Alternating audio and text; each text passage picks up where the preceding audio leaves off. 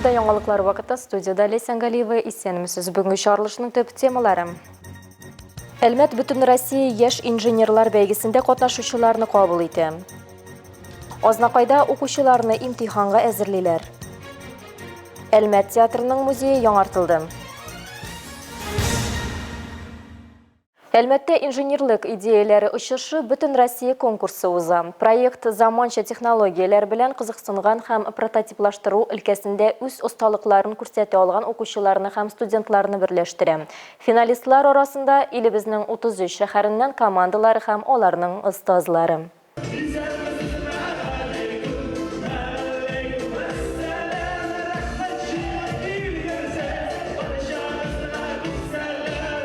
Әлмәт нефть институты һәм Кванториум балалар технопаркы тарафыннан оештырылган бүтін Россия бәйгесе инде 4-нче тапкыр уза. Ел сайын анда катнашучылар арта бара. Шуның белән фестивальнең географиясе дә киңәя. 3 көн дәвамында укучылар һәм студентлар 3D проектлар эшләячәкләр.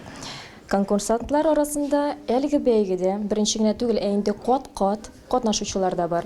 Алар белән якынрак танышыйк. Мы готовились по типу инженер. Без инженерлык компьютер графикасы буенча әзерләндек. Агымдагы елның язында сайлап алу этабын узып, бу конкурсның финалына эләктек.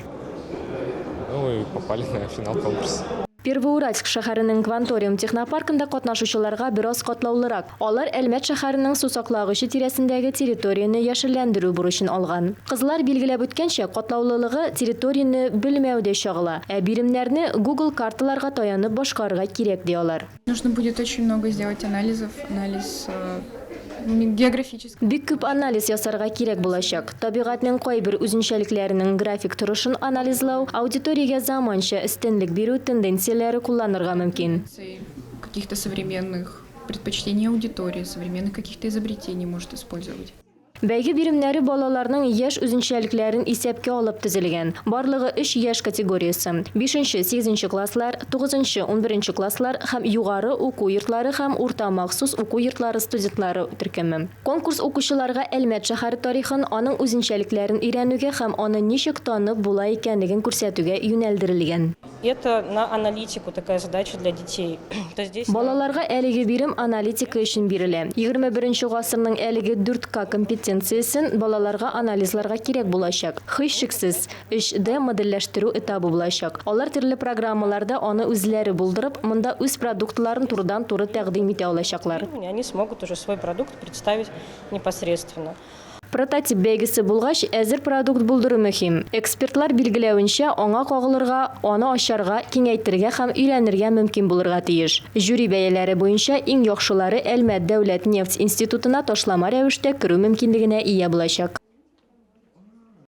Белем бирү өлкәсендә катнашучыларның мәнфәгатьләрен кайгырту, белем алучыларны әзерләү сыйфаты турында объектив мәгълүмат алу мөмкинлеген бирү. Шулай ук акциядә катнашучылар җибәргән типик хаталарны анализлау максатыннан Азнакай шәһәре 4-нче лицее, Азнакай 5-нче урта мәктәбе базаларында 9-нчы, 11-нче сыйныф укучылары өчен барысында белем хәл итә, белгеч белән ачыкларбыз төбәк акциясе үтте. Акциядә 9-нчы, 11-нче сыйныф укучыларының 20%-тан артыгы катнашты. Теманы Эльмира Шарифуллина дәвам итә. Шәһәрнең 4-нче лицей базасында узган имтиханда 9-нчы сыйныфта укучы 147 бала катнашты. Алар үз белемнәрен математика фәненнән сыйлар. Әлеге акция кысаларында без балаларның имтихан тапшыру чынлыкта ничек узуын аңлауларын телибез. Имтихан барышы процедураларын аңлауларын һәм әлбәттә үз белемнәрен тикшереп карауларын. Бу бик мөһим. Мәктәптә бу көнне чын имтихан атмосферасы хакимлек итте. Эш барышын җиңеләйтү максатыннан махсус штаб та булдырылган. Биредә оештыручыларга инструктажлар үткәрелә, укучыларны аудиторияләргә бүлү, барлау чаралары уза. Оештыручылар ролендә бүген мәктәпнең 8-нче сыйныфында укучы 15 укучы катнаша. Бүген мин ППЭ җитәкчесенең ярдәмчесе ролендә. Минем бурычым җитәкчене алыштыру, укучыларны аудиторияларга озатуда ярдәм итү. Мин математика фәнен яхшы беләм. Физика фәненнән олимпиадада муниципаль этапны җиңеп, региональ этапка әзерләнәм. Шәһәрнең 5-нче мәктәбендә 11-нче сыйныф укучылары математика фәненнән база һәм профиль буенча белемнәрен сынап карады. Барысы 53 катнашучы 4 аудиторияда урын алды. Биредә оештыручы үзидарәчеләр 10 сыйныф укучылары. Мондый чара үткәрү укучылар өчен дә, укытучылар, оештыручылар өчен дә сынау алды сынавы булып тора. Илмира Шарифуллина, Рөстәм Әкбәров, Яңалыклар вакыты, Луч, Әлмәт телекомпаниясе. Бөгелмәдә мөмкинлекләре шикле балалар өчен яңа сәнгать мәйданчыгы барлыкка килде. Татар мәдәнияте үзәгендә аларга хәзер иҗади яктан үсү мөмкинлеге бирелә. Ул Татнефть гранты нигезендә гамәлгә ашырыла. Арт-студияны ачу тантанасында шәһәр мэры Лирнар Закиров һәм шәһәр советы депутатлары катнашты. Айгөл Шәрәфиева тулырак сөйләр. Яңа сәнгать мәйданчыгын ачу тантанасы хәйрия аукционнан башланды. Шәһәр советы депутатлары мөмкинлекләре шикле балалар ясаган иң яхшы картиналар һәм рәсемнәрне сатып алды. Җыелган акча Татар мәдәният үзәгендә оештырылган иҗат берләшмәсен үстерүгә юнәлдереләчәк. Хочу сказать, для нас это настоящий подарок. Все, что происходит сейчас, есть активность родителей. Родители стали выходить на все мероприятия, то есть посещать все мероприятия. И у нас увеличилось количество организаций. Но благодаря тому, что есть, знаете, вся доступная среда, она позволяет нам жить комфортно. Хәзер Татар мәдәният үзәгендә мөмкинлекләре шикле балалар өчен барлык шартларда тудырылган. Бу Татнефть гранты ярдәмендә тормышка ашырыла. Аның кысаларында бинага капиталь ремонт ясаганнар. Төзекләндерүчеләрен Аман строй җәмгыяте июньнән сентябрьгә кадәр алып барган. Все для них адаптировано, то есть полностью доступная среда для них. Начиная от этого коридора, полностью вся коридорная часть, санузел доступный для инвалидов. Иҗат студиясендә 20 яшь бөгелмәле шөгыльләнә. Дәресләр онлайн һәм офлайн форматларында уза. Балалар белән Бөгелмә сәнгать мәктәбеннән килгән профессиональ педагоглар шөгыльләнә. Айгөл Шәрәфиева, Зирәк Сәйдкулов, Яңалыклар вакыты, Әлмәт Луч телекомпаниясе. Истәмә яңа иҗат тирәлеге белән Әлмәт Татар дәүләт драма театрында да барлыкка килде. Татнефть гранты ярдәмендә биредә музей бинасы яңартылып, тамашачылар белән артистларга истәмә очрашу мәйданчыгында әверелде. Аның тәкъдир итү кичәсендә Рәдифә Нигъманова да булып кайтты.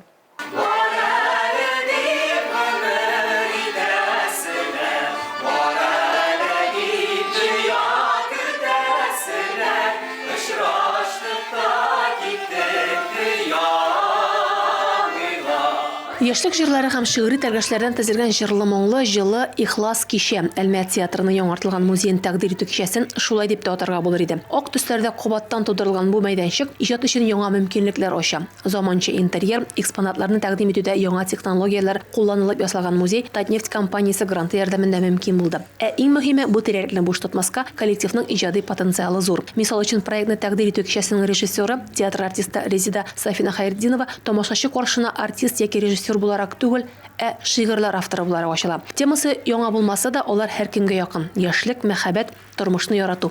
Күңелне җылыта, көлдерә, елата, бер сүз белән әйткәндә, яшәешнең тәме һәм яме барлыгын кабат искә төшерә. Затлы карап түгел минем дөньям.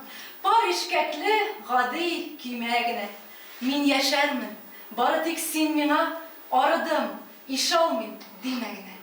Куркып кына башласам да, эшемнән канәгать калдым, ди Резида. Нинди генә матур сүз булса да, һәрбер кешенеке дә бар, туган як һәрбер кешенеке дә бар. Шуңа күрә андый баналь дип тә әйтәсем килми. Ул бик кадерләй бер һәркем өчен дә. Ләкин махсус алмадым андый темаларга шигырьләремне. Һәрбер кеше дә үз күңеленнән чыгып, үзенең хисләреннән чыгып, үзе өчен нәтиҗәләр ясый алсын дип. Әлеге мәйданның функциясе дә киңәйде, ди идея авторы, үсеш буенча театр директоры урынбасары Ләйлә Гөлминаева. Ул тарихны барлап, үткәнне бүгенге белән бәйли. Биредә артистлар белән очрашулар, кече форматлы спектакльләр, шигъри музыкаль кичәләр, юмор тамашалары, мастер-класслар да планлаштырыла. Кайчандыр музей экспонатлары булган әлеге костюмнар бүген яңа иҗат мәйданчыгының декорациясын тәшкил итәләр. Татнефть хәйрия фонды гранты ярдәмендә тормышка ашырылган яңа проектла үз өчен алга таба бик кызыклы итеп дәвам итәчәк, ди оештыручылар. Рәдифә Нигъманова, Дабир Корбанов, Яңалыклар вакыты, Луч, Әлмәт телекомпаниясе. 2014 елдан башлап ГТО комплексы нормаларын тапшыру гадәттә кирип бара. Ел дәвамында төрле оешма, мәктәпләр, авыл җирлекләре ГТО комплексында каралган нормативларны үтәү өчен спорт залларына җыела.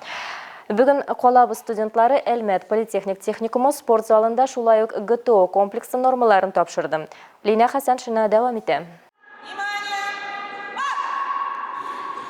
ГТО хәрәкәте 2014 елдан Россиядә яңадан торгызыла. Бүген аны 6 яшьтән 70 һәм аннан өлкәнрәк кешеләр тапшыра ала. Яшь категориясе буенча 11 баскыч белгеләнә. Бүген Әлмәт студентлары һәрберсе 4 кешедән 5 һәм 6 баскычка караучы кызлар һәм малайлардан торган 6 команда булып ГТО комплексы нормативларын тапшырды. ГТО комплексы системалы рәвештә спорт белән шөгыльләнү һәм сәламәт яшәү рәвешен алып бару өчен стимул булып тора. Ул тизлекне, чыдамлылыкны һәм максатчанлыкны үстерә. Бүгенге ГТО нормативларын тапшыру Казанда узачак республика ярышларына әзерлек һәм иң көчле спортчыларны сайлап алуны максат итә. Команда Политех у нас в том году стала на финальном этапе.